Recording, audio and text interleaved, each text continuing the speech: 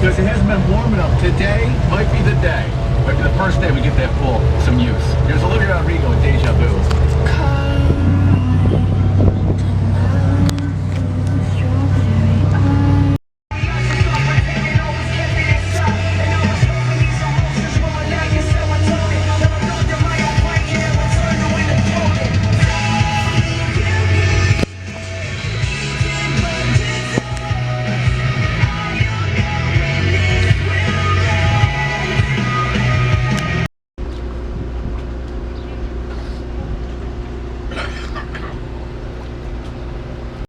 Should remain in the off position until the pilot notifies us that we are at a safe flying altitude of 10,000. Looking from the outside, you're always looking in. You think you fix a problem till it comes right back again. And life seems like a trap.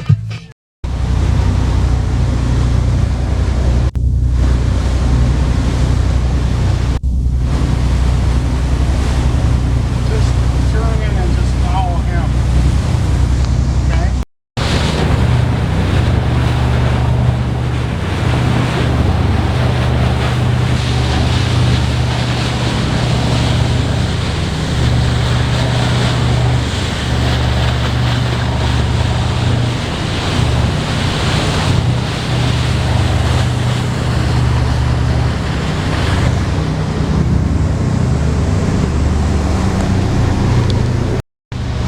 That's full fire.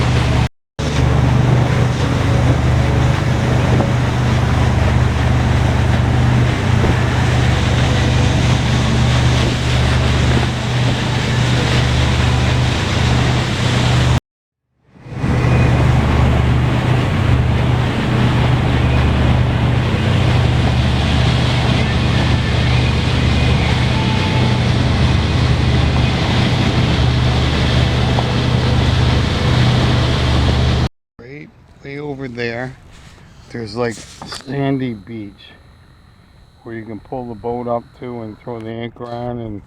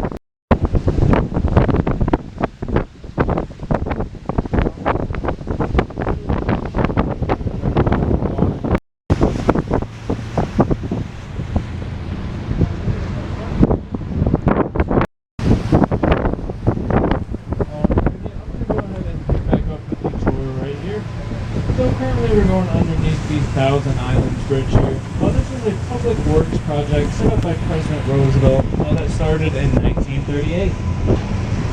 So it was initially lobbied for by George Bolt in 19.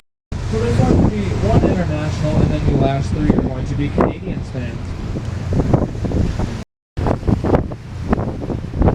Not really needed anymore with all of the advanced navigation technologies that are now in these large ships. There's people up at the thing. See 'em? Ghost hunters on here are people who have seen that show. They do have an episode right here on this island, and if you were interested in that, it's going to be season 5, episode 15.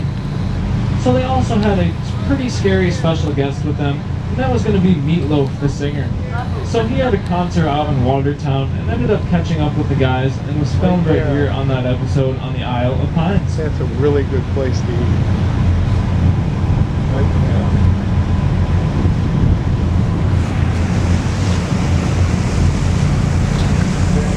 High chance of damaging it right over there.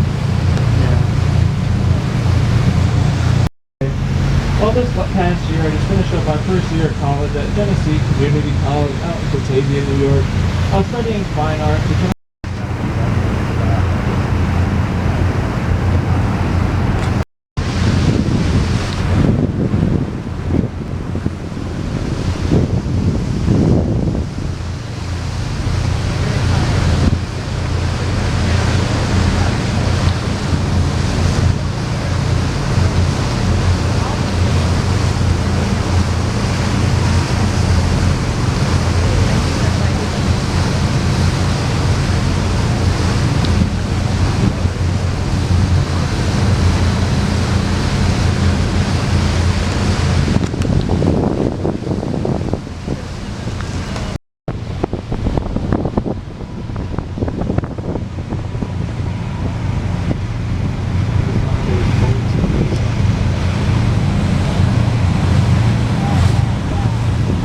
Something happens, they just let it go and it falls into the water.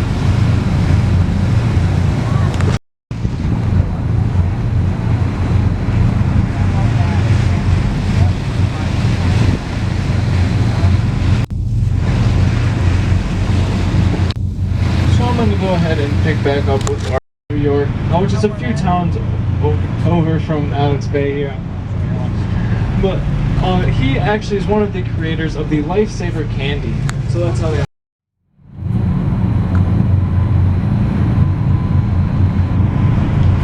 And found his way down in New York City at the age of 13 when he came over here. So when he got here, he ended up getting a job at a hotel as a busboy down there. And a few years into that, he became a very powerful manager at a very young age.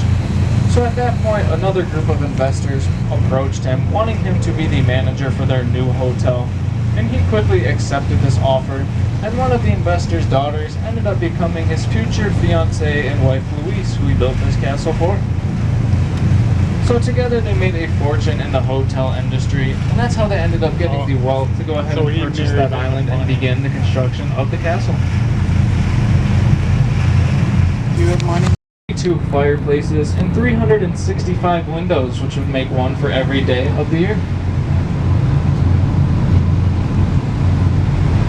And then the next tower peeking through the trees there, that's going to be known as the Dovecote or Henry.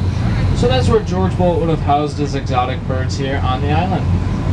And that's going to be surrounded by the Italian floral gardens, which houses a good number of weddings here during these summer months.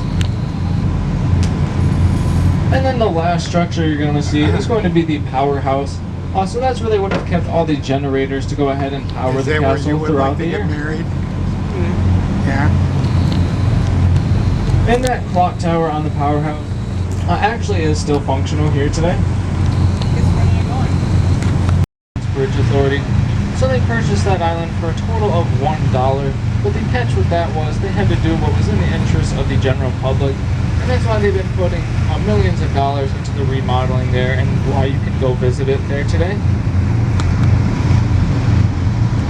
Job for your whole life. The catch with that is going to be you're going to have to give a portion of your assets right back to the society. So that's how they ended up with Deer Island, George Miller, that you see sitting here today.